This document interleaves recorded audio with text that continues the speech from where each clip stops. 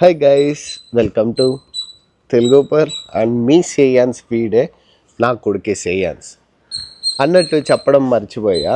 ఈరోజు విషయం ఏంటంటే, వీడు రాకముందు నా జీవితం ఎట్లుండేది, వీడు వచ్చాక నా జీవితం ఎలా తయారైంది అనేది మాట్లాడుకుందాం. వీడు రాకముందు బుజ్జిగా నా ఆఫీస్ టైము 9 గంటలకు ఉంటే 8 గంటలకు లేచి రెడీ అయిపోయి బయటికి వెళ్ళి తినేవాడిని.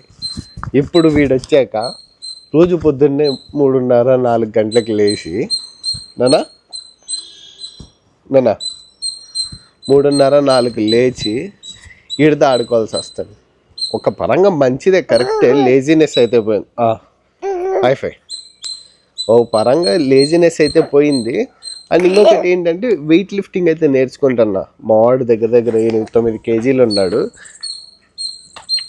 జిమ్ము పోయి 12,000-14,000 పెట్టి మెంబర్షిప్లు తీసుకుంటున్నారు.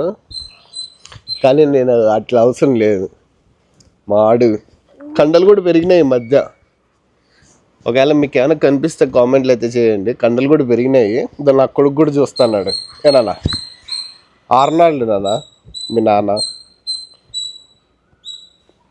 అది విషయం ఏంటంటే, వీడొచ్చాక ఆఫీస్లో ఎన్ని కష్టాలైనా ఉండని, ఒకప్పుడు ఇంటికి వచ్చి ఏడిసి ఆ కష్టాలే డిఫరెంట్ అనుకో.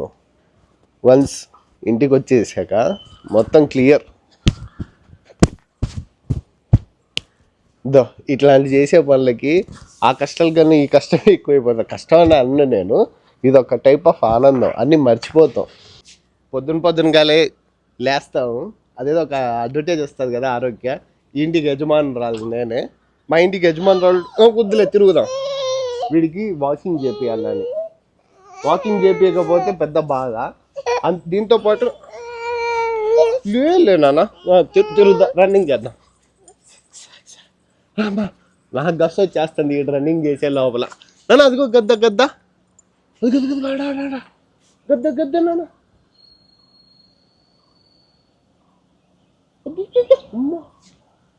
గద్ద అదిగో నాన్న. అమ్మో, ఈడు మమ్మల్ని మస్కా కొట్టించేటట్టున్నాడు. డైలీ ఇట్లా వాకింగ్ అయితే వస్తాం. అది ఇంటి పైకి. మళ్ళీ బయటికి తీసుకొని పోవాలంటే బండ్లు అది ఇది ఉంటాయి. నాన్న అదిగో నాన్న గద్ద అదిగో.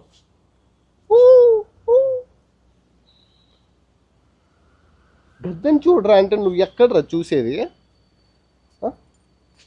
నాన్న? నువ్వు కూడా ఈ ఉంగరాలన్నీ పెట్టుకున్నావు అంటే బంగారు రాజు అయిపోతావు. సరేనా?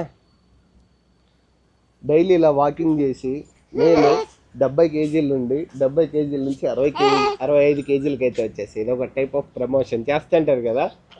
నేను రోజు ఇంతకెళ్ళేసి ఈ డ్రింక్ తాగేసి ఇన్ని కేజీల నుంచి ఇన్ని కేజీలు తగ్గిపోయా అని. నేనైతే అట్లా తగ్గలేదు నాన్న.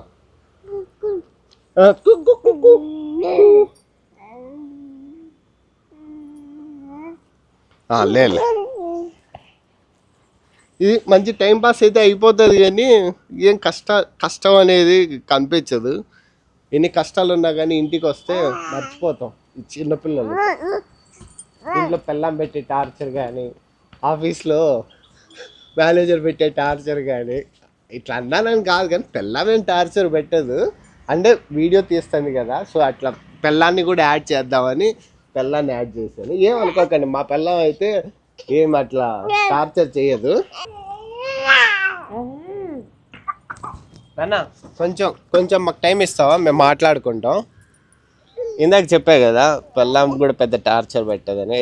లేదు, పెళ్ళాం మేము టార్చర్ పెట్టదు, ఊరికే అంటున్నాం. మళ్ళీ వీడియో కోసం నేను ఎందుకు బలయ్యేది లేదు.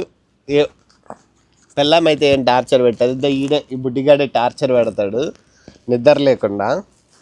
అర్జెంటుగా వీళ్ళ అమ్మమ్మని కానీ, వీళ్ళ నానమ్మని కానీ, వీళ్ళ తాతని కానీ అందరినీ పిలిపించేసి వీళ్ళ మీద కంప్లైంట్ రైజ్ చేయాలి.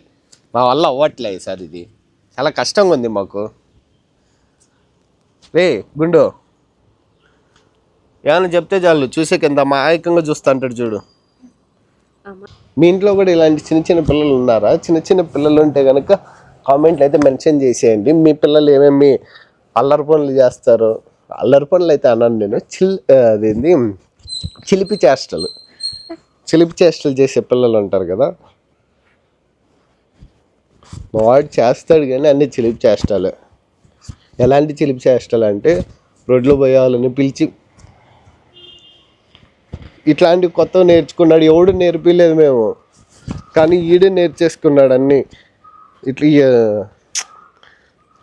డేంజరే రేపటి రోజు నా కొడుకుతో. ఎవరన్నా పెద్దవాళ్ళు పోయేటప్పుడు అన్నాడంటే మాత్రం కదా నాన్న, అట్లా అనొద్దు నాన్న. మీ నాన్న మంచివాడు.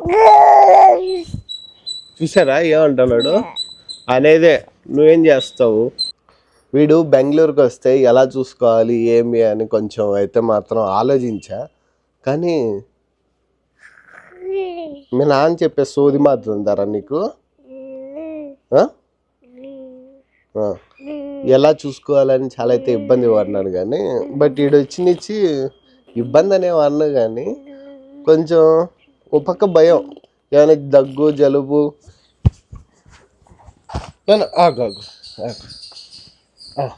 ఇదిగో ఇలాంటి పనులు చేస్తాడు. ఏదైనా మంచి పనులు చేస్తాను అని అంటే ఆయన ఎక్కిరిచ్చేది ఎక్కువైపోయింది.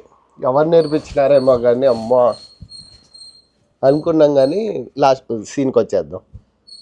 కొంచెం మెడికల్గానే కొంచెం భయం. దగ్గు జలుబు చేస్తేనే ప్రధానికి డాక్టర్లు. ఈ రోజుల్లో డాక్టర్లు కూడా పెద్ద యాక్టర్లు అయిపోయినారు. ఆడ ఏం జబ్బు లేకపోయినా కానీ అది ఉంది ఇది ఉంది, బైపోలో డిజార్డర్లు, గీపోలో డిజార్డరు అనే అబద్ధాలు చెప్పేవాళ్ళు ఎక్కువైపోయినారు. ఏం చేద్దాం? పోతే పోని, డబ్బులు పోతే పోని, పిల్లాడు బాగుండాలా. పాపం ఇన్ని రోజులు వాళ్ళ నానమ్మ దగ్గర ఉన్న నానమ్మను వాళ్ళ తాత దగ్గర పాపం వాళ్ళని వదిలేసి వస్తేనే అక్కడ వాళ్ళు ఆలోచిస్తారు, వీడు ఆలోచించట్లా. పాపం వీడు ఏం చేస్తున్నాడు ఏంటి అని. అంతే. ఒకసారి చిన్నపిల్లలు అలవాటు అయినారంటే చాలా కష్టం. పిల్లలు కనుక దూరం వెళ్ళిపోయారంటే కదా నాన్న, కష్టం కదా. లేదు అబ్బా ఉండు. ఇదిగో ఇక్కడ చూడు, అయిపోయి లాస్ట్ ఫైనల్ నాన్న. ఇలాగే నా లైఫ్లో మారినట్టు టర్నింగ్ పాయింట్ మీ లైఫ్లో కూడా, మీ పిల్లలతో టర్నింగ్ లైఫ్ ఏమైనా మారిందా? ఒక బెస్ట్ మూమెంట్స్ ఉంటాయి కదా, ఆ బెస్ట్ మూమెంట్స్ కామెంట్ బాక్స్లో అయితే పెట్టేసేయండి. అండ్ ఇంతటితో వీడియో క్లోజ్ అయితే చేసేస్తానా. బాయ్.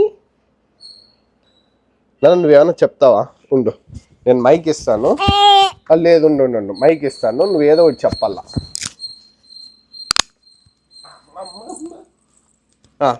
చెప్పు. ప్రేమాని పరీక్ష రాసి వేచి ఉన్న విద్యార్థిని నమ్ము. అమ్మా చాలే, పాటతో అయిపోయింది. క్లోజ్.